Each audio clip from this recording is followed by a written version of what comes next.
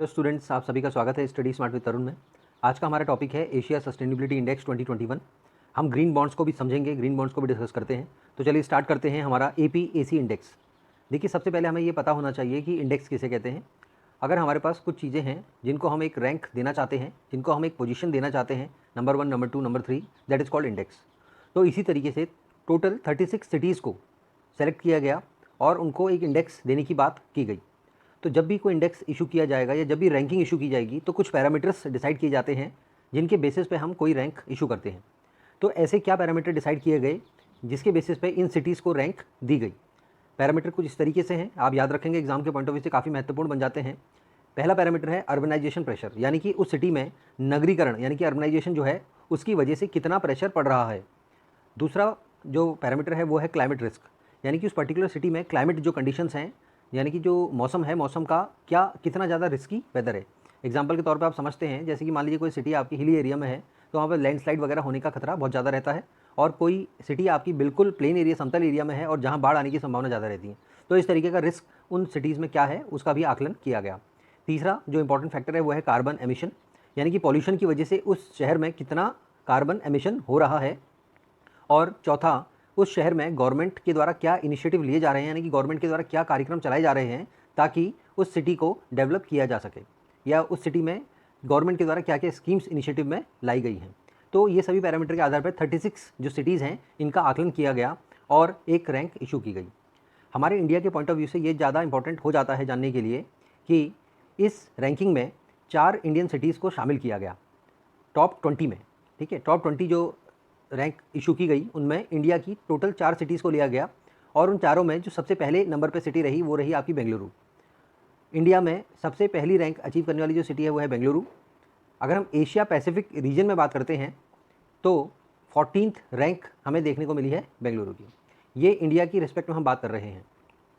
दिल्ली का जो रैंकिंग है वो 17th रैंक रहा, हैदराबाद 18th पोजीशन पे और मुंबई 20th रैंक पे रही है इस रैंकिंग में।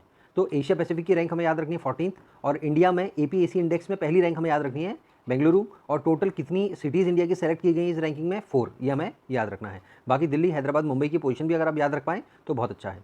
देखिए, हमें ये समझना जरूरी है कि एशिया पैसिफिक रीजन हम कह रहे हैं तो इसके पीछे का क्या मतलब है, एशिया पैसिफिक रीजन किसे कहा जाता है। आप देख रहे हैं जो पैसिफिक ओशन है यानी कि प्रशांत महासागर है, उसका पश्चिमी जो भाग है यानी कि वेस्ट पैसिफिक ओशन वाला जो क्षेत्र है, वहाँ पे ईस्ट एशिया का क्षेत्र यानी कि पूर्वी एशिया का क्षेत्र, ओशियाना का क्षेत्र, रशिया का जो पूर्वी भाग है जिसको हम रशियन ईस्ट कहते हैं, या एशिया का दक्षिणी भाग साउथ एशिया, और साउथ ईस्ट एशिया यानी कि दक्षिण पूर्वी जो भाग है एशिया का, ये सारे रीजन को अगर हम सम्मिलित कर लेते हैं तो ये एशिया पैसिफिक रीजन यानी कि APAK कहा जा सकता है। बात करते हैं ग्लोबली इस रैंकिंग का क्या असर देखने को मिला।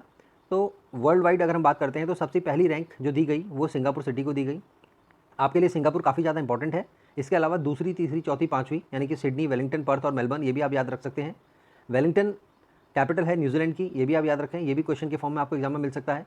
इसके अलावा जो कुछ सिटीज़ हैं, सिडनी है, इन सब के बारे में हम कुछ इंपॉर्टेंट पॉइंट जो आपके एग्जाम में पूछे जा सकते हैं उनको भी यहाँ पर डिस्कस कर रहे हैं। सिडनी को अगर हम बात करते हैं, सिडनी कैपिटल है न्यू साउथ वेल्स की, आप याद रखेंगे। ऑस्ट्रेलिया की सबसे बड़ी सिटी जो है वो सिडनी ही है, और ऑस्ट्रेलिया की सबसे ज़्यादा पॉपुलस यानी कि सबसे ज़्यादा आबादी वाली सिटी अगर कोई पूछी जाती है एग्जाम में तो वो सिडनी ही है। बात करते हैं पर्थ की, ये वेस्ट ऑस्ट्रेलिया की कैपिटल है और साथ में वेस्ट ऑस्ट्रेलिया की सबसे बड़ी सिटी कही जाती है। तीसरी इंपॉर्टेंट सिटी हम डिस्कस कर रहे हैं, that is Melbourne city. Melbourne city से क्वेश्चन इंपॉर्टेंट ये बन सकता है, इसे स्पोर्टिंग कैपिटल ऑफ वर्ल्ड भी कहा जाता है, और साथ में ये साउथ ईस्ट ऑस्ट्रेलिया जो स्टेट है उसकी कैपिटल है।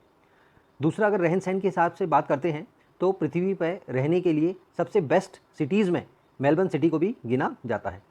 ये सब रैंकिंग की बात हो गई। अब हमें ये भी जानकारी होनी चाहिए कि ये रैंकिंग यानी कि ये जो इंडेक्स है इसे जारी यानी कि इशू कौन करता है। तो एक कंपनी है, ग्लोबली ये काम करती है, रियल एस्टेट कंपनी है, और कंपनी का नाम आप याद रखेंगे नाइट फ्रैंक। तो नाइट फ्रैंक एक रियल एस्टेट कंपनी के द्वारा यह इंडेक्स जारी किया जाता है, और यह इंडेक्स से हमें यह पता लगता है कि जो इंफ्रास्ट्रक्चर जो डेवलपमेंट हो रहा है सिटीज़ में उसकी वजह से क्या क्या प्रभाव देखने को मिल रहे हैं, पॉजिटिव या नेगेटिव।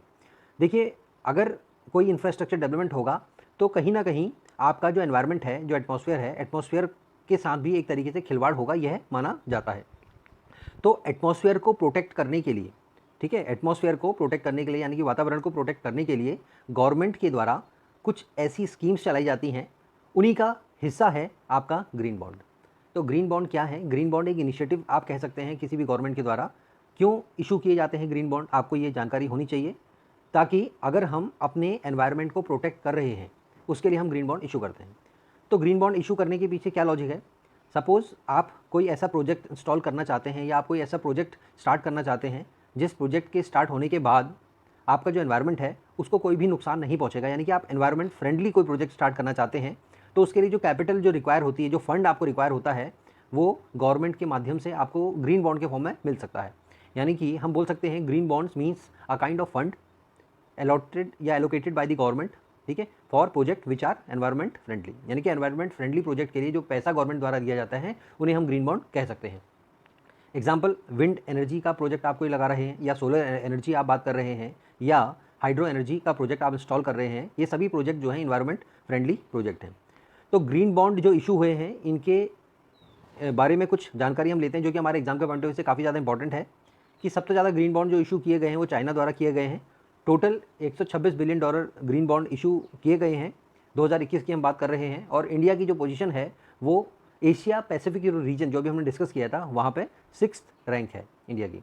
तो ये सब चीज़ें अभी हमने जानी एशिया पैसिफिक इंडेक्स के बारे में और ग्रीन बॉन्ड्स के बारे में और रैंकिंग के बारे में, ठीक है। एनी जो टॉपिक है, एनी जो पार्ट है इसका जो हमारा वीडियो का can be a question in your exam. तो वीडियो अच्छा लगा हो तो प्लीज़ लाइक करिए, सब्सक्राइब जरूर करिएगा, चैनल को शेयर करिएगा स्टडी स्मार्ट विद तरुण को। एंड कोई डाउट है, क्वेरी है, पीडीएफ आपको रिक्वायर है तो प्लीज़ आप मेल कर दीजिए, PDF will be send to you. और जिस वीडियो का पीडीएफ चाहिए प्लीज़ मेंशन दैट आल्सो। तो my mail ID is studysmartwithtarun@gmail.com। और मिलते हैं चलिए नेक्स्ट वीडियो में, तब तक आप सभी का धन्यवाद। Thank you so much.